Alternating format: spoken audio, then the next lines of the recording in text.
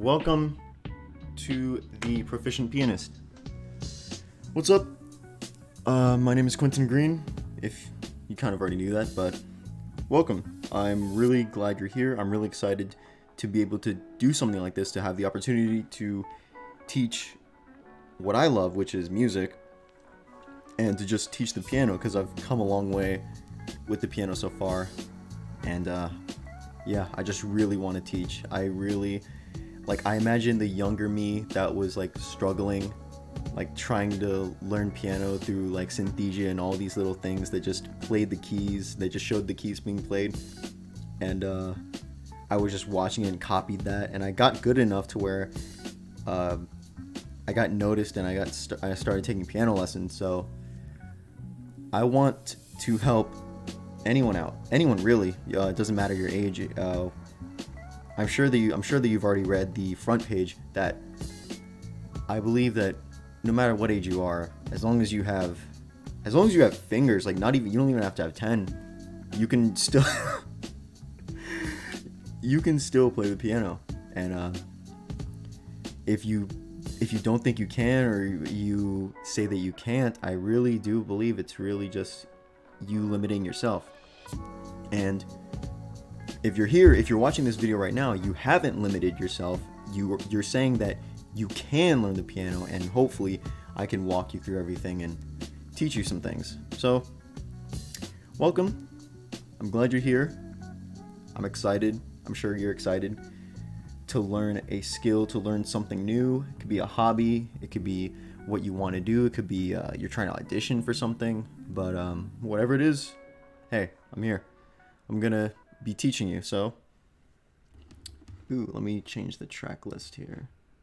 What else we got? Sorry, I just had to change the beat right there, and there was an ad in the way. All right, so this is going to be.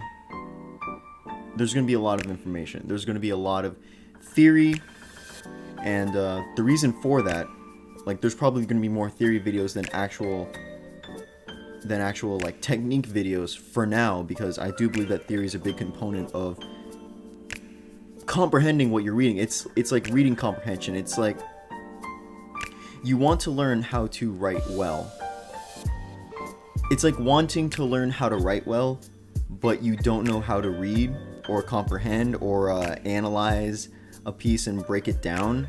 So that's why I say that you should learn a lot of theory, and you do kind of need to learn a lot of theory for piano, and that's just it comes with it. It comes with the job. It comes with learning piano. So let's go ahead and get started. I've got some, just as you can hear, I've got some lo-fi in the background, and yeah. Every video isn't going to be like this. Every video isn't going to have lo-fi. This is more of like a introduction. This is more of a chill, and it does have to do with what I want to talk about. And the first thing about theory that I want to talk about is rhythm. And as you can hear, just kind of go with it, kind of go with the beats a little bit. And so let's talk a little bit about rhythm. And let me get this lineup going. I can probably go back. All right. So I just have some notes here. So the very first lesson, the very first thing that I want to teach you about music is probably let me turn this down. This is probably annoying. Oh, the build up. That's the build up. Hold up. Okay. Sorry. So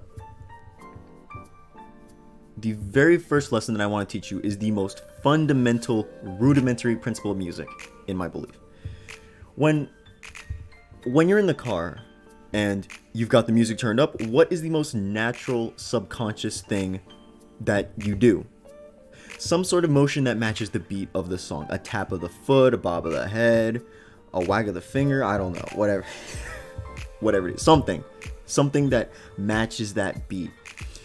Music is pleasurable to our ears, and it activates many sensory pleasure centers in our brain, including the cerebellum, this little guy back here at the back of the brain, the little stem piece. And the cerebellum is the coordinator of sensory input and motor control. And this is starting to get into anatomy, but there's a reason for this. It's in our minds. It's it's so subconscious.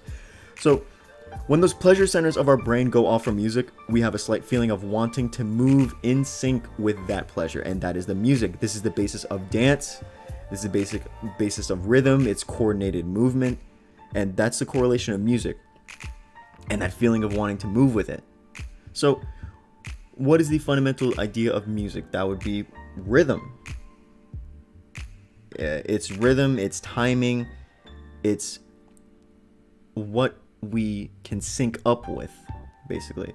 Rhythm is the beat of our heart, it's the tick of a clock, it's the cadence that we choose to walk in, it's the pattern that is repeated. And if you were to take your hand and put it on your heart, you would feel that rhythm. And now, here's another thing that I want to talk about. Now, again, feel your heartbeat, and that's a rhythm, right? You feel like a steady rhythm there. All right, now if you were to do 20 jumping jacks and then feel your heart again, the heartbeat is faster.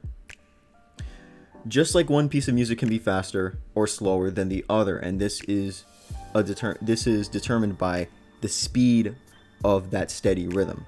Rhythm is a steady pattern, right? It's a steady pattern of beats, and the speed of rhythm is referred to as tempo, and that's going to be a very important term, and we're going to get more into that in the next video probably. So what do we call the various speeds of rhythm in music? We call that tempo. So the big lesson here is that rhythm is the perfect timing of beats in a pattern, and tempo measures how fast or slow that rhythm is. This concept is going to be a little bit confusing at first, but when we get into sheet music and learning music, it's going to become so much easier, and you're going to get used to all this stuff. All this theory is going to be new information, and it's going to be new in your head, but after a while, after you get some piano pieces, like another notch on your belt, you're going to be used to it. So rhythm is that steady pattern, and that steady pattern can be fast or it can be slow. And let me change the track really quick. There we go. So rhythm is that steady pattern. It's that steady beat, and tempo is the speed of that beat. Tempo can be fast or tempo can be slow, and that is all dependent on the tempo. But no matter what, the pattern will always be steady, and you can always predict when the next beat of the pattern will be played. If there are 3 beats that are played in the same pattern to each other, you can expect the 4th to be in that same pattern, because the pattern must be steady in order for it to be rhythm, and how fast that rhythm is going is called tempo. That's the basic